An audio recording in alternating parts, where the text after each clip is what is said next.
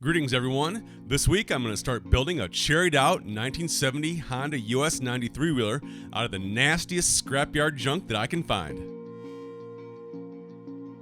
Now I'm talking about starting with this front fender that's missing the front half, this rusty old gas tank that leaks gas faster than I can fill it, a set of Atsu balloon tires that have seen better days, 2/3 of a fiberglass rear fender, and a whole bunch more of the worst parts I can find. Now, why am I doing all this craziness?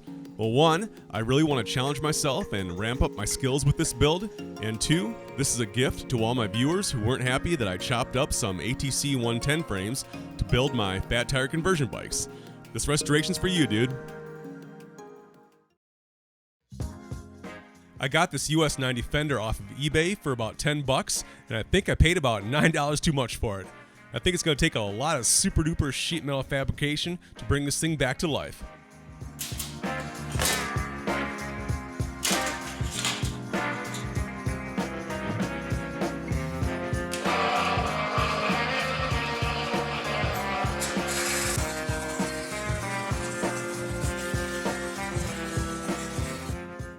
The first thing I'm going to do is measure and rough cut some patches out of some scrap sheet metal, and after I have all the patches I need, I'll go to work on homes here with a pair of pliers and a blowtorch.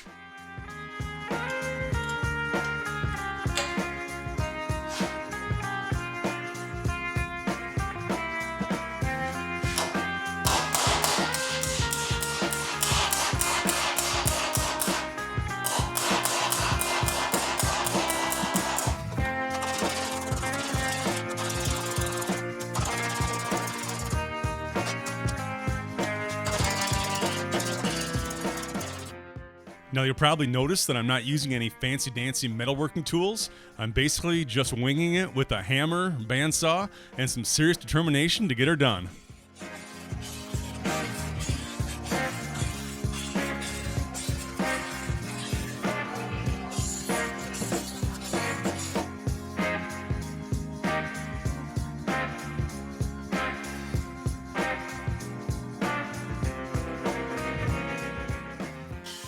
This nifty angle grinder Scotch-Brite pad works great to clean up the old rusty metal, so I'll be able to weld the new stuff to it.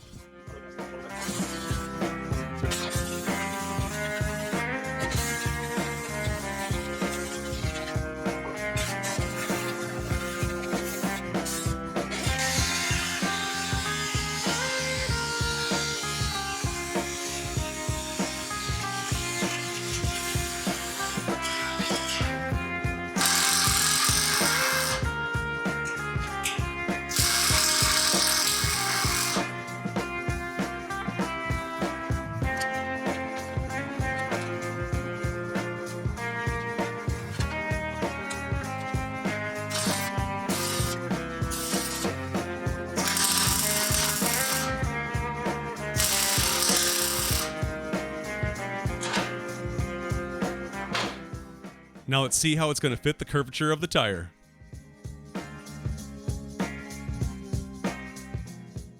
Not bad, but we got a lot of work to do.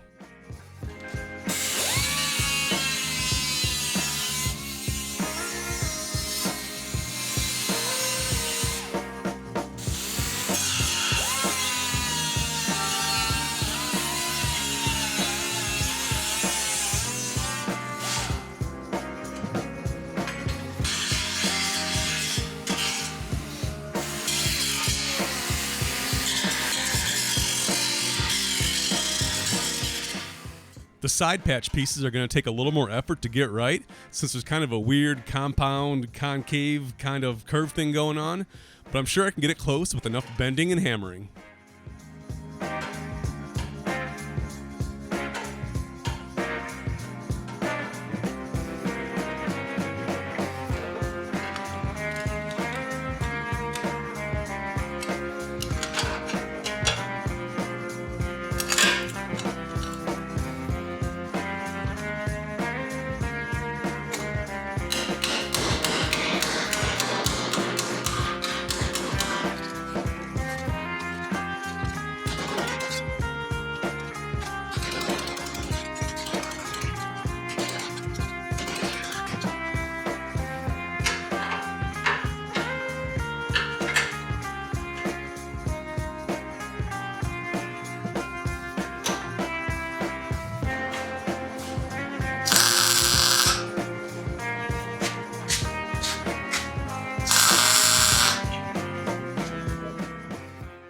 I traced the curve of the back of the fender onto some cardboard and then used that to trace the curve on the front of the fender.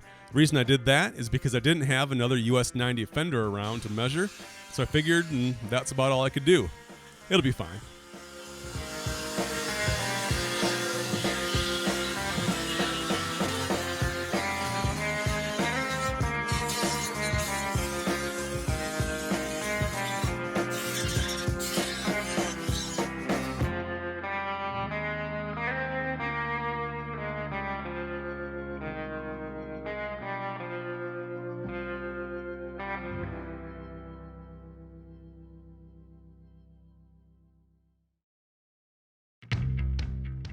This inner U-shaped curved part of the fender is going to be a little tricky. I think it's going to take a little bit of heat to get this weird shape right. So let's cut this piece out, go grab the torch, and see what happens. While I'm working here, I want to say hello to any other YouTube creators that may be watching, and I want to ask you, if you're receiving any entertainment value or getting any cool ideas from my videos, can you please return the favor and mention Bigfoot Bikes and Brews on your channel? I'd greatly appreciate it, and I know I can't offer much in return right now, but if someday things take off around here, I'll do my best to make it right for you. Thanks again for the help.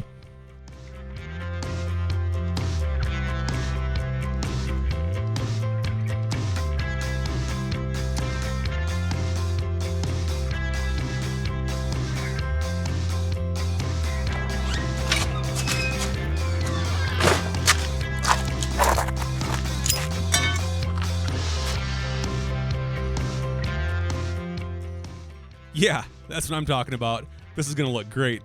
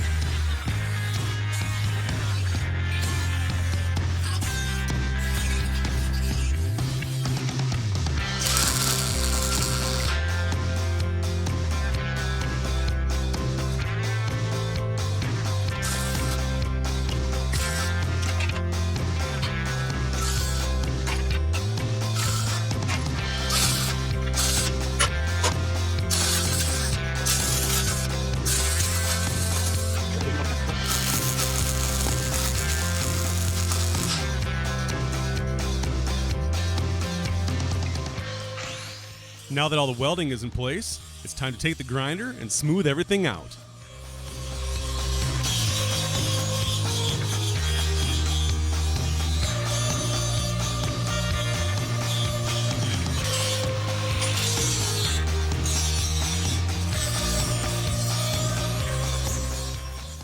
And a little more precision fine tuning with a hammer, and we're getting this thing really close for bodywork.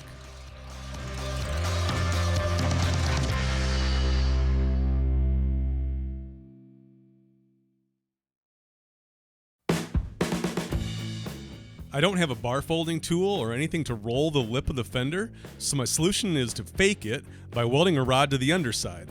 Now this is going to simulate the look of the original fender, and it'll also add a ton of rigidity to my patches.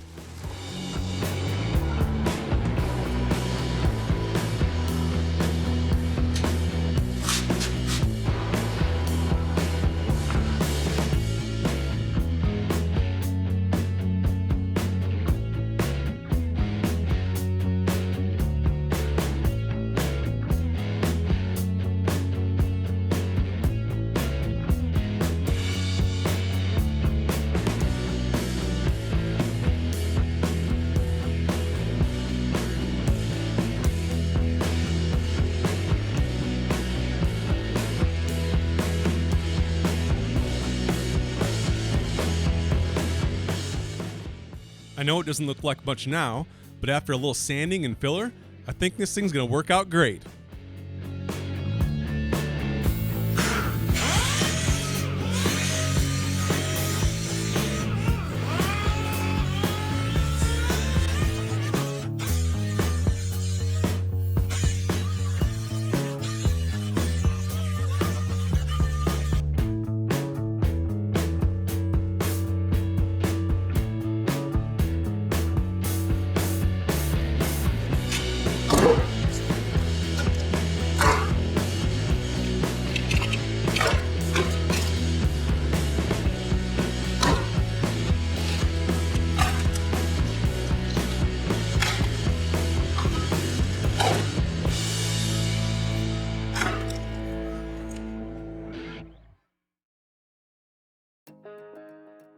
I'm going to start off by mixing up some long strand fiberglass filler, and this stuff is super strong and it works much better than your normal polyester filler for covering deeper imperfections, welds, and stress points that can be prone to cracking with normal Bondo.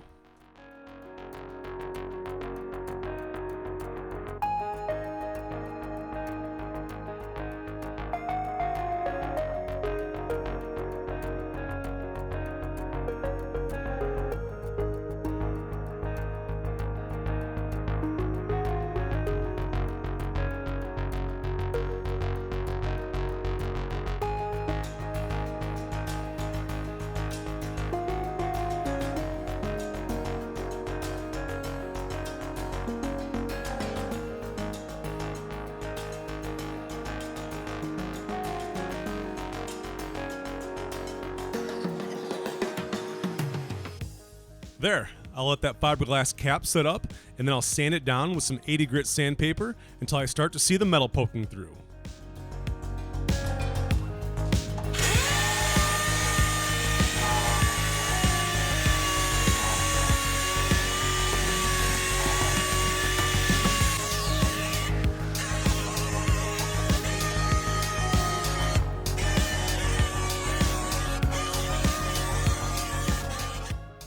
And now that the welds are covered, I'm going to lay down a skim coat of short strand fiberglass filler over some of my wavy hammer marks.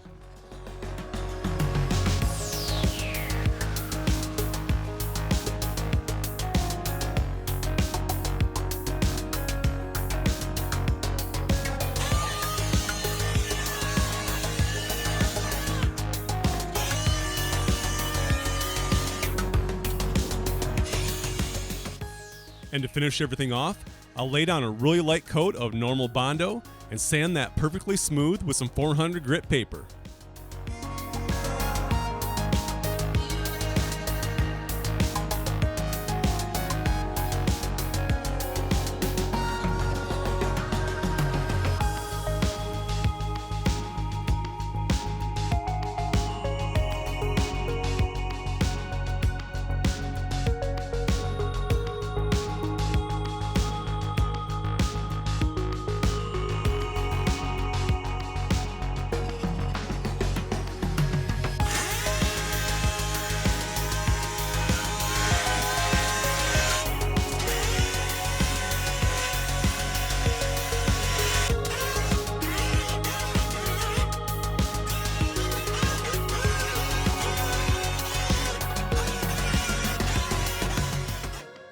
Yeah, that's looking pretty good considering what we started with. And now it's time for a couple rounds of filler primer and block sanding with some 400 grit paper, and this thing's going to be as smooth as glass.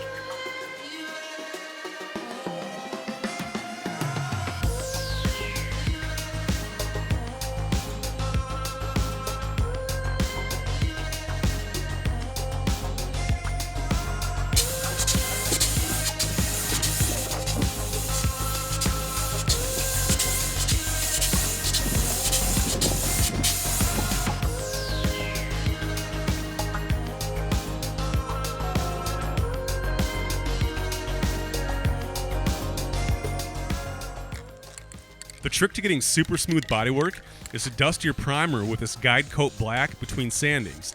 The key is to sand away all of the black, and that way you know you sanded out all of your low spots and scratches. Now just be careful not to sand too much away and bust through your primer to the body filler below, and you'll have a perfect finish.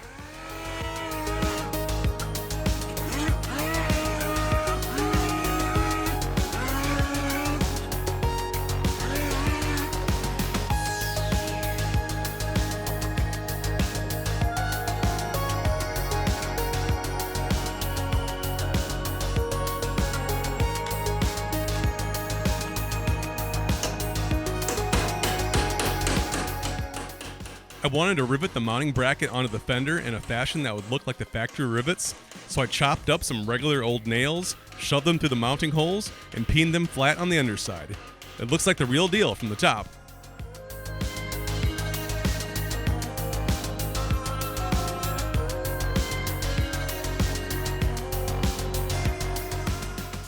The paint color I'm using is a 1972 Mazda RX-3 Earth Green, paint code EU. It looks to be a pretty good match to the factory Honda Parrot Green.